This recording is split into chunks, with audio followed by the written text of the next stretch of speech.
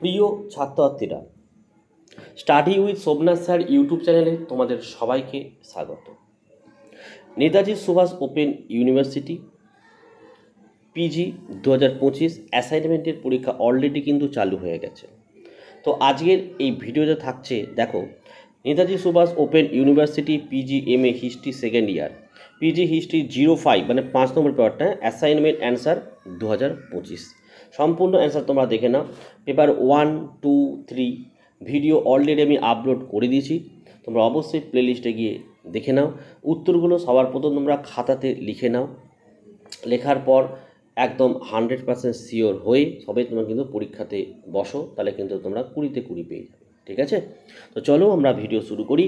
একের দাগের প্রশ্ন, 1789 সালে ফ্রান্সে যাজকরা মোট জনসংখ্যার কত শতাংশ ছিল?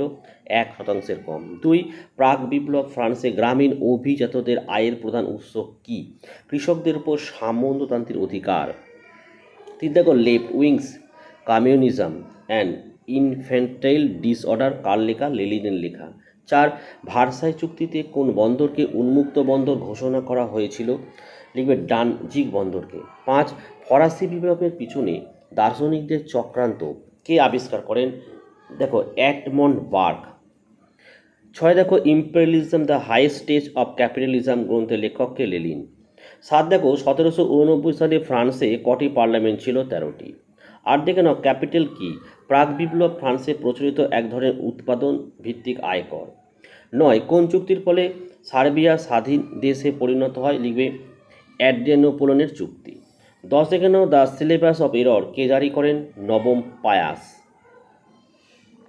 11, ইউরোপীয় ইতিহাসের কোন পর্যায়ে সশস্ত্র শান্তির যুগ বলে পরিচিত? 1871 থেকে 1914।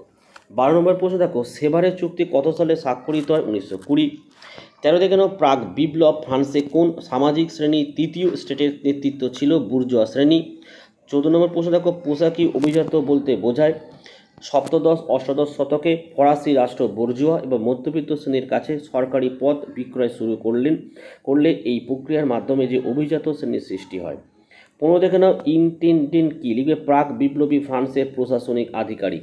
16 দেখে নাও, জাপান কত সালে মাঞ্চুরিয়া আক্রমণ করেছিলেন? লিখবে 1932 খ্রিস্টাব্দে।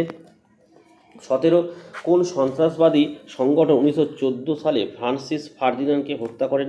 Black hand. 18 দেখো, প্যারিস শান্তি বৈঠকের সময় ব্রিটিশ প্রধানমন্ত্রী কে ছিলেন? Lloyd George. 19 দেখো, অ্যাডাম স্মিথের সর্বাপেক্ষা বিখ্যাত রচনা কি? লিখবে দ্য ওয়েলথ অফ নেশন। 20 দেখো, তুর্কো কে ছিলেন? ফরাসি মন্ত্রী। তো এই ছিল আজকের ভিডিও। তোমাদের কোন পেপার, কোন সাবজেক্টের কোন পেপারের ভিডিও লাগবে অবশ্যই কমেন্ট করে জানাও, ভিডিও চলে আসবে। ভিডিও ভালো লাগলে একটি লাইক করো এবং কমেন্ট করে জানাও, এবং চ্যানেলটি কিন্তু অবশ্যই তোমরা সাবস্ক্রাইব করো এবং পাশে থাকা বেল আইকন প্রেস করে অল নোটিফিকেশনটাকে অন করো, যাতে আমি যখনই কোনো ভিডিও আপলোড করব সবার প্রথম যেন তোমাদের কাছে পৌঁছে যায়। তো আজকের ভিডিওটি আমি এখানেই শেষ করলাম। তোমরা প্রত্যেকে ভালো থেকো এবং সুস্থ থেকো।